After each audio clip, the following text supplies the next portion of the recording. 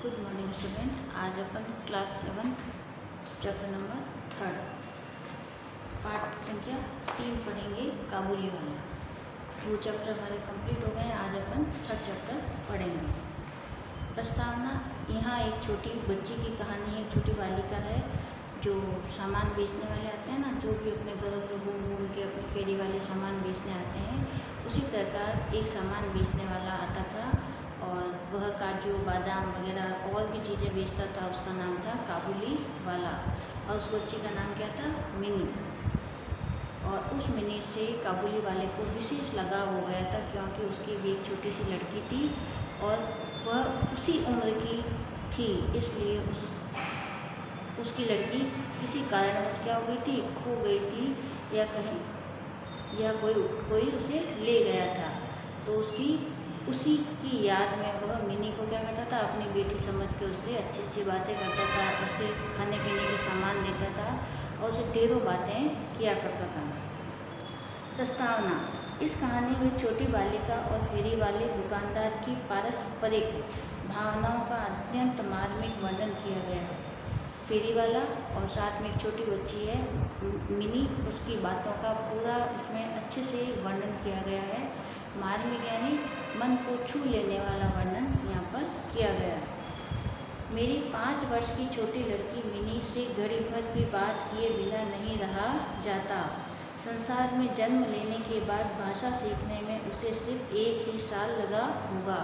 लेखक कहता है कि मेरी 5 साल की एक छोटी सी लड़की है मिनी, मैं उससे घड़ी भर भी बात किए बिना नहीं रह सकती। लेखक एक छोटी बच्ची है, उसका नाम मिनी है और लेखक उससे कुछ समय के लिए भी उससे बिना बात किए नहीं रह सकता है, क्योंकि जन्म लेने के बाद वह 1 साल बाद वह क्या करने लगी, बोलने लग गई थी, बातें करना शुरू हो गई थी। एक दिन सवेरे मैंने अपने उपन्यास में हाथ लगाया ही था कि इतने में मिनी ने आकर शुरू कर दिया, बाबूजी, रामदयाल दरबान काका को कौवा कहता था, वो कुछ जानता नहीं ना बाबूजी।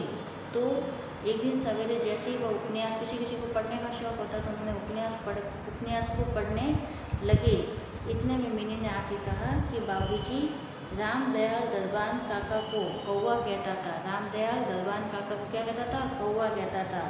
वो कुछ जानता नहीं है बाबूजी।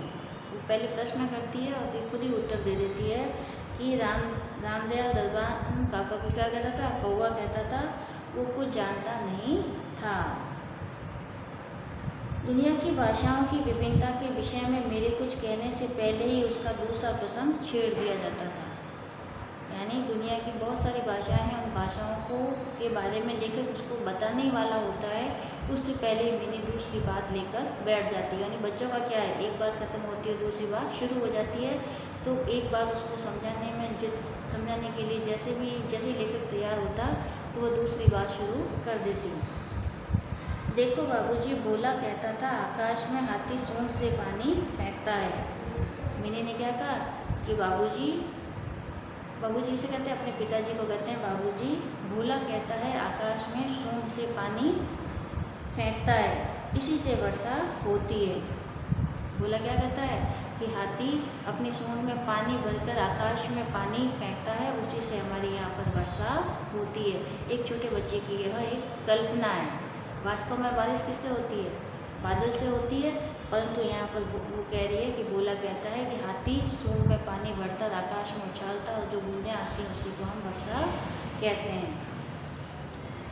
अच्छा बाबूजी, भोला झूठ बहुत बोलता है ना। पहले तो उसने कहा और फिर वापस कह दिया कि अच्छा बाबूजी, भोला झूठ बोलता है ना, ऐसे थोड़ी होता है। मैं बोला, मिनी तू जा भोला के साथ खेल, जाकर मुझे अभी काम है। अच्छा, तो लेखक ने क्या कहा कि मिनी तू जा अपने भोला के साथ खेल, मुझे अभी थोड़ा काम है। मेरा घर सड़क के किनारे पर था। एक दिन मिनी मेरे कमरे में खेल रही थी। लेखक का घर कहाँ था? सड़क के किनारे पे था और मिनी क्या कर रही थी? खेल रही थी, कमरे में खेल रही थी। सहसा मिनी खेल छोड़कर खिड़की के पास दौड़ी और बड़ी जोर से चिल्लाने लगी, काबुली वाला, ओ काबुली वाला। यानी जैसे ही वो अंदर खेल रही थी और उसने दौड़ी गई और खिड़की के पास जाकर जोर जोर चिल्लाने लगी, काबुली वाला, ओ काबुली वाला। जो फेरी वाला व्यक्ति था उसका नाम क्या था? काबुली वाला। मैले कुचेले ढीले कपड़े पहने, सिर पर साफा बांधे। उसके कपड़े कैसे थे? मैले कुचेले थे और सिर पर साफा बंधा हुआ था। कंधे में मेवों की झोली लटकाए, हाथ में 2 अंगूर की पिटारियाँ लिए। मैले कुचेले कपड़े थे और मेवे यानी काजू, बादाम, पिस्ता वगैरह जो सूखे फल होते हैं, ये तो इनको मेवा कहते हैं। तो ये सारे मेवे क्या थे? उसकी झोली में थे और हाथ में 2 अंगूर की पेटियाँ, अंगूर बेचता है तो अंगूर की 2 पेटियाँ लिए हुए था। एक लंबा सा काबुली वाला धीमी चाल से सड़क पर जा रहा था। एक लंबा सा काबुली वाला क्या गया था? सड़क पर धीमी गति से चल रहा था, धीरे धीरे जा रहा था। लेकिन मिनी के चिल्लाने पर ज्यों ही काबुली वाले ने हंसते हुए उसकी तरफ मुंह फेरा और मेरे मकान की तरफ आने लगा। मिनी के चिल्लाने, मिनी की आवाज़ देने पर काबुली वाला मुस्कुराया, हंसा और उसी घर की ओर जहाँ मिनी बोल रही थी उस घर की ओर वह आगे बढ़ा, वहाँ मकान की तरफ आने लगा। त्यों ही वह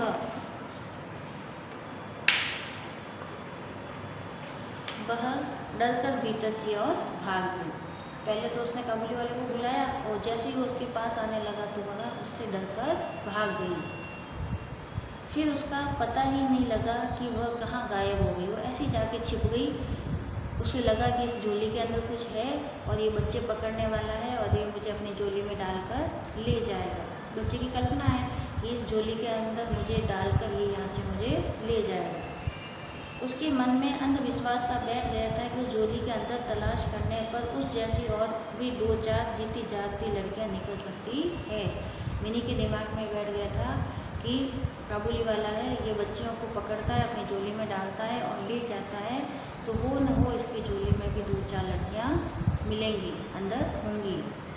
इधर काबुली वाले ने आकर मुस्कुराते हुए मुझे सलाम किया। किसको सलाम किया? लेखक को या मिनी के पिताजी को सलाम किया, प्रणाम किया और खड़ा हो गया। मैंने उससे कुछ सौदा खरीदा। सौदा का मतलब होता है सामान खरीदा।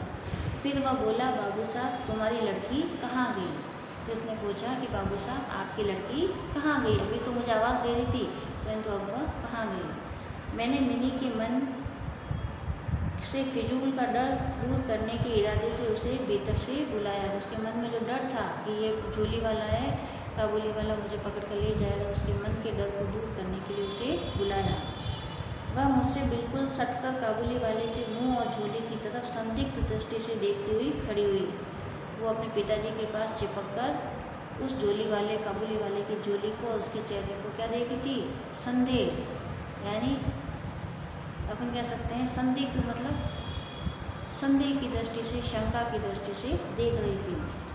काबुली वाले ने झोली में से किशमिश और खुरबानी निकाल कर देना चाहा, पर उसने कुछ भी नहीं लिया। उसने अंदर से क्या निकाली? काजू, किशमिश और खुरबानी निकाली। तूने संदेह के साथ मेरे घुटनों से चिपक गई। ये मुझे पहले खिलाएगा और फिर मुझे पकड़ के ले जाएगा, तो दुगने शंका या संदेह के कारण चिपक गई। काबुली वाले ने उसका पहला परिचय इस प्रकार हुआ। काबुली वाले से उसका मिनी का पहला परिचय, पहली बार मिलना इस प्रकार हुआ।